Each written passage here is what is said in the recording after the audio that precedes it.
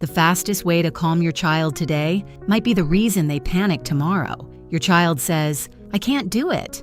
Maybe it's a homework question. Maybe it's tying their shoes. Maybe it's opening a snack. Maybe they're scared to order their own food or walk up to another child at the playground, and because you love them, you step in. You explain it. You fix it. You speak for them. You solve the problem before the tears get worse. And in that moment, it feels like good parenting. The crying stops. The stress goes down. The house becomes peaceful again. But here's the uncomfortable part most loving parents never realize. Your help solved the problem, but it may have stolen the practice their brain needed to become confident. Because confidence doesn't come from hearing, "You can do it."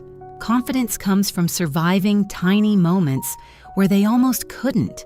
And if a child never gets those moments, if every hard thing is immediately softened, explained, fixed, or removed, their brain may quietly learn one dangerous message. Hard things are not for me. Hard things are for adults to fix. And that belief, repeated over years, can start to look a lot like anxiety. Now, before you get defensive, please hear this clearly. This is not about blaming parents.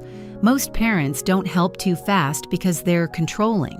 They help too fast because they're tired, because mornings are rushed, because homework is already taking forever, because watching your child struggle feels painful, because you love them and you don't want life to feel so hard for them. That is not bad parenting. But child psychology shows there is a big difference between support and rescue. Support says, "I'm here with you while you try." Rescue says, "You can't handle this, so I'll take it from here." And children don't only listen to our words, they read the pattern.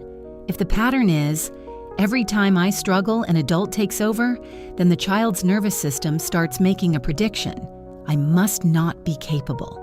This is why some children melt down over things that seem small. Not because they're spoiled, not because they're weak, not because they're trying to manipulate you, but because their brain has not built enough evidence that struggle is survivable. Think of confidence like a bank account. Every time your child faces a small problem, struggles, tries again, and gets through it, they make a deposit. Opening the snack after 2 failed attempts, tying the shoe badly, then better, asking the cashier a question, solving one part of the homework before asking for help, telling a friend, "I don't like that," without a parent jumping in first. These moments look small to adults, but to a child's brain, they are proof. Proof that says, "I can try, I can recover, I can ask for help without falling apart, I can do hard things."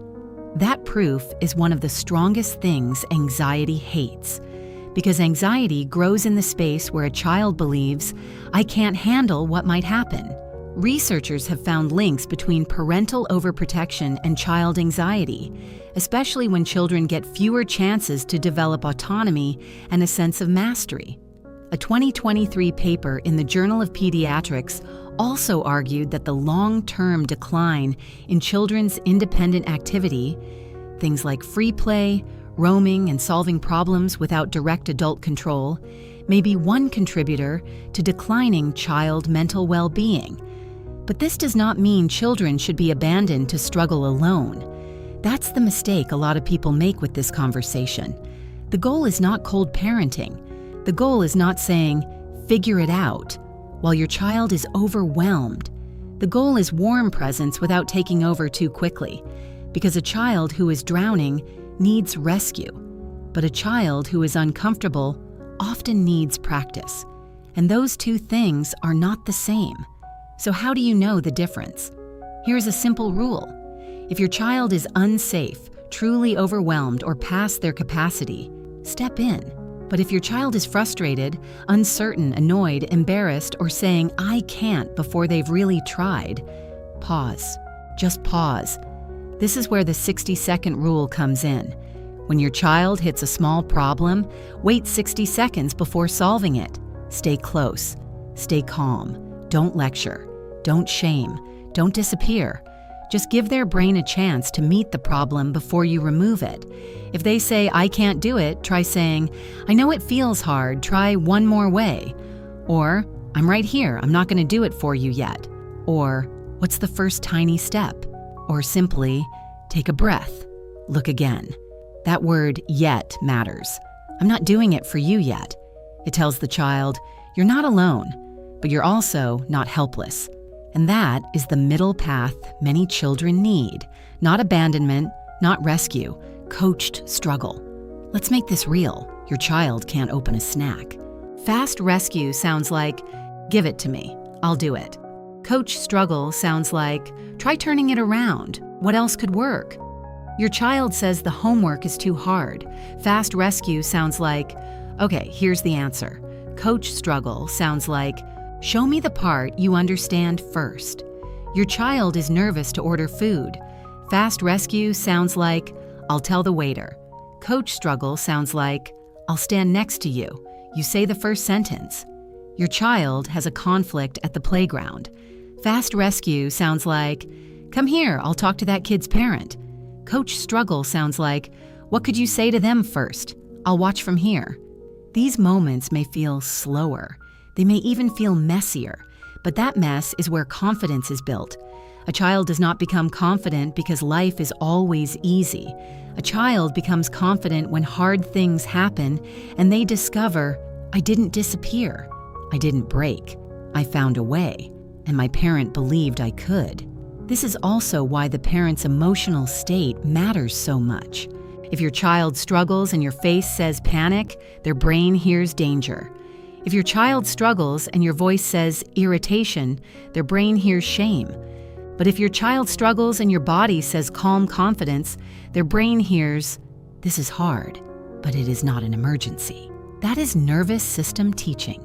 You are not just solving tasks. You are teaching your child what struggle means. For many anxious children, struggle already feels like danger. So when a parent rushes in, it can accidentally confirm the fear. Yes, this was too much for you. But when a parent stays close and waits, the child gets a different message. This is uncomfortable, but I can handle uncomfortable. That sentence can change a childhood. Now, one important thing. Some children need more support than others. A child with ADHD, autism, trauma, developmental delays, or intense anxiety may need smaller steps, more coaching, more repetition, and more patience. That does not mean the principle is wrong. It means the latter needs shorter steps. For one child, independence might mean walking to the store. For another child, it might mean asking the librarian one question while you stand 5 feet away. For another, it might mean putting on one sock without help. The size of the challenge does not matter. What matters is that the child experiences themselves as capable. So tonight, don't overhaul your entire parenting style. Just notice one moment where you normally rush in, one small moment. The shoe, the snack, the homework, the restaurant order, the toy that won't work. And before you fix it, pause, breathe. Let them struggle for 60 seconds.